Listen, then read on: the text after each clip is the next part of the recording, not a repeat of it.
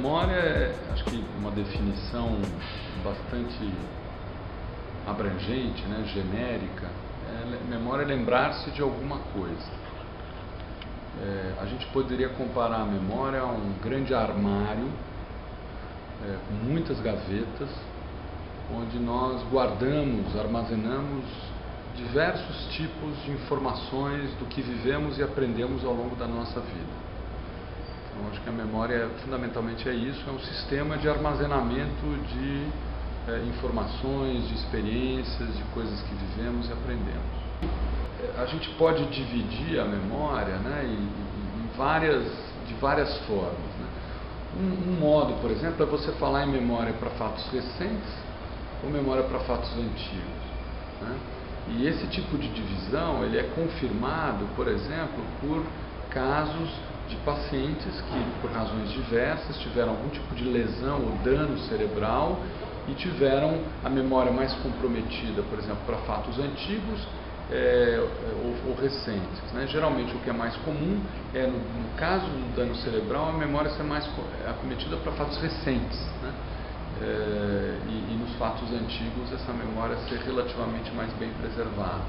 Eu posso também dividir, por outro lado, a memória em memória de curta duração e de longa duração. Eu lembrar, por exemplo, de uma sequência de números ou de um conjunto de palavras durante segundos ou poucos minutos, eu uso áreas cerebrais diferentes do que eu lembrar, por exemplo, lembrar dessas palavras ou desses números depois de 15 minutos, 30 minutos ou um dia, por exemplo. Então a gente pode também dividir a memória de curta e longa duração. A gente pode também dividir a memória no tipo de material que está sendo aprendido. Então, uma memória, por exemplo, para, como eu já adiantei, acontecimentos vividos pela pessoa, ou para episódios da vida da pessoa, e a isso a gente dá o nome de memória episódica. Ela é um tipo de memória de longa duração, então que depois de alguns minutos, pelo menos, que essa informação foi adquirida, para episódios vividos pelo dia a dia. Isso é diferente de um outro tipo de memória de longa duração, chamada memória semântica, que é exatamente essa enciclopédia que a gente tem dentro da cabeça. Por exemplo, você se lembrar do significado da palavra democracia, ou se lembrar do conceito de trabalho, por exemplo, os diferentes tipos de trabalho, ou você se lembrar do rosto de uma pessoa conhecida, por exemplo, do significado de um objeto. São memórias um pouco diferentes. Então, essa memória a gente chama de memória semântica, significado de palavras, significado de objetos. E por último, a gente pode também dividir a memória em memória consciente e inconsciente. Então, o que é memória consciente? Você me pergunta, por exemplo, se eu lembro onde eu estacionei o meu carro hoje de manhã. Então eu vou lá e lembro exatamente, evoco, olha, eu coloquei aqui no estacionamento, em tal lugar, em tal vaga. Ou você me pergunta o que eu tomei de café da manhã hoje. Eu conscientemente evoco aquela informação. Mas nós sabemos que há também modos de evocar essa experiência ou informações diferentes de modo inconsciente. Talvez o melhor exemplo disso seja aquela experiência antiga do cachorro, né? Que você pega um cachorro e você condiciona esse cachorro. Então, por exemplo, toda vez que você vai dar alimento, você toca uma campainha. Né? Depois de várias vezes que você faz isso, ao tocar uma campainha, o cachorro tem uma salivação já antecipando que ele vai ser alimentado. Isso é um condicionamento. Nós humanos também somos passíveis de sermos condicionados. Né? Então eu posso, por exemplo, num filme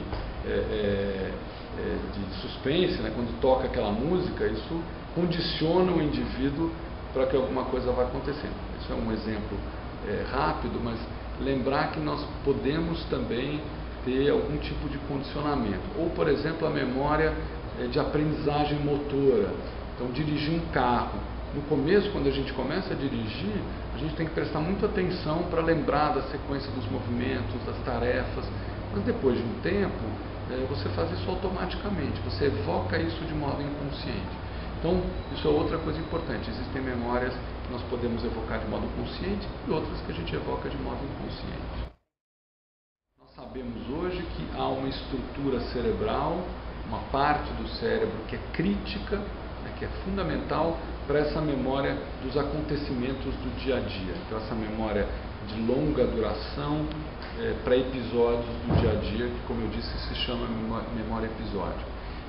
Essa região é o hipocampo, que é uma área localizada nos lobos temporais, aqui na região lateral do cérebro, na parte mais profunda, interna dos lobos temporais.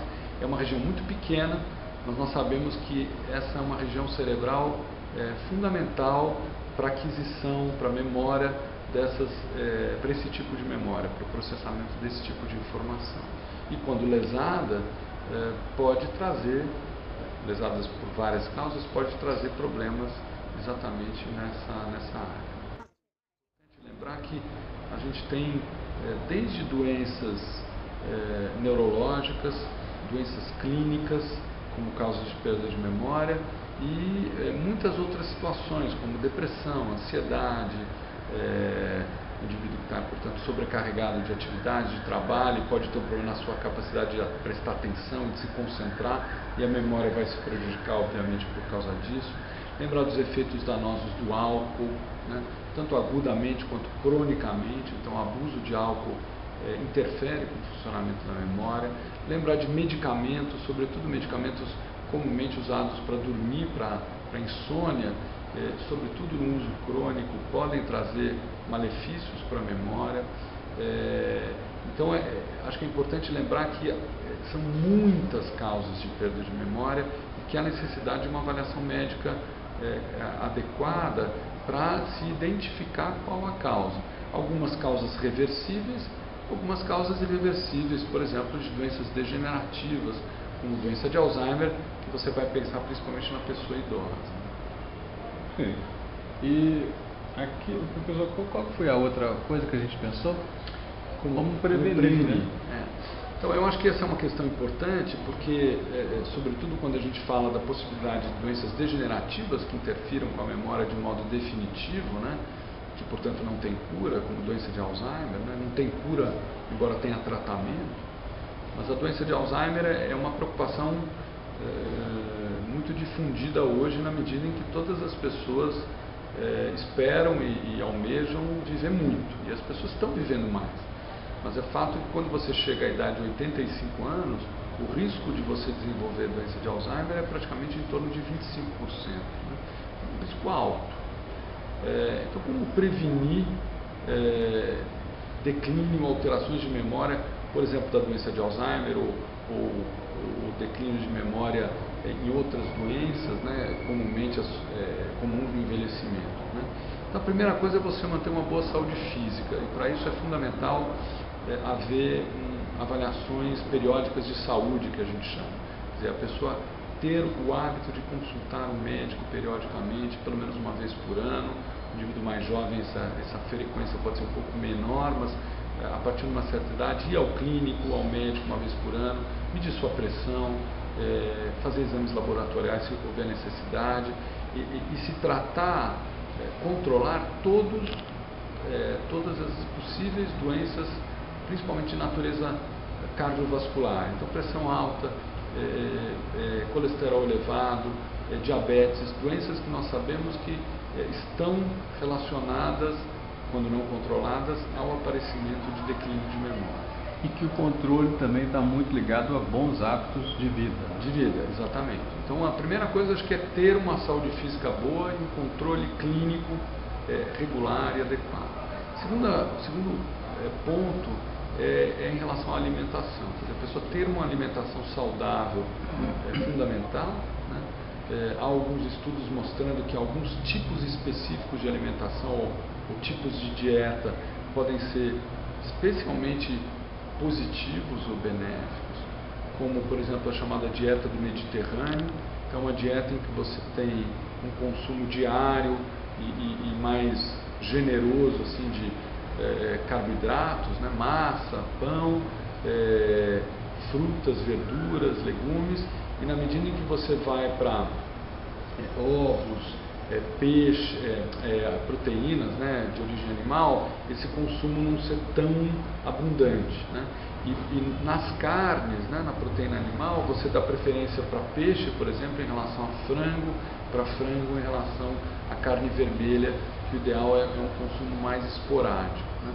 O consumo diário de pequenas doses de azeite de oliva, especialmente extra virgem, é bastante benéfico. Então esse padrão chamado de dieta do Mediterrâneo, que é muito conhecido hoje, não só se demonstrou ser benéfico para o coração e para as nossas artérias, mas também para o nosso cérebro, né? A terceira questão que eu queria salientar é a atividade física. A atividade física ela é um importante aliado não só da saúde física, mas também da saúde do cérebro, né?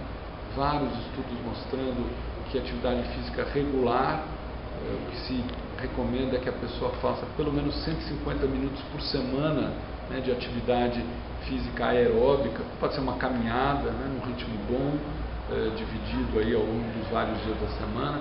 Isso traz claros benefícios para a função cerebral ao longo da vida. Então a atividade física deve ser muito estimulada. Infelizmente a gente ainda vive um problema sério de sedentarismo na nossa sociedade, tanto em jovens quanto em idosos. E cabe lembrar que não há idade para começar. Quer dizer, um indivíduo que nunca fez atividade física, mas aos 70 anos ele decide fazer, faça. Claro, ele deve fazer uma avaliação clínica antes, ver se tem alguma limitação cardiovascular ou de outra natureza, mas uma vez não havendo, ele deve iniciar um programa de condicionamento físico e fazer atividade física regular. E, por último, usar o cérebro. Eu acho que isso vale principalmente para as pessoas que, numa determinada idade, se aposentam e a atividade intelectual estava muito relacionada à atividade do trabalho, né? Sobretudo homens, né? Quando você compara, as mulheres, eu acho que nesse aspecto tem uma vantagem, porque elas costumam ter uma rede social mais ampla, então mesmo na aposentadoria elas mantêm uma vida social bastante ativa. Entre homens não é incomum o homem às vezes ficar mais recluso, mais fechado em casa, vendo televisão. Eu acho que é fundamental a pessoa ter uma atividade intelectual, mental, diversificada, como leitura, como o indivíduo jogar jogos, cartas, jogos xadrez, dama, palavras cruzadas, sudoku, o mais diversificado possível. Lembrar que a leitura, que é uma coisa extremamente simples, é muito, muito benéfica para o cérebro. Tocar um instrumento musical, quer dizer, quanto mais o indivíduo puder ter atividades intelectualmente diversificadas e desafiadoras, melhor. Eu acho que isso é muito importante, incluindo atividades em grupo. Então, os jogos são interessantes porque são feitos em grupo, isso é muito positivo. E um último ponto é que essas atividades, ou pelo menos algumas delas, têm um objetivo. Várias pesquisas mostram que se a pessoa tem uma atividade com objetivo definido, né, tem um sentido naquilo que ela faz, isso é muito positivo. E daí, por exemplo, o valor de atividades de voluntariado, por exemplo. Para você fazer uma atividade voluntária, por exemplo, uma pessoa aposentada se envolver com uma atividade voluntária que tem um sentido, que traz benefício para as pessoas, para a sociedade, certamente traz benefícios também para a pessoa e para o seu funcionamento cerebral. Então eu acho que é fundamentalmente isso, né? A gente tem que realmente usar o corpo, usar a mente, ter uma alimentação saudável e ter uma boa saúde física, para com isso poder viver mais e melhor.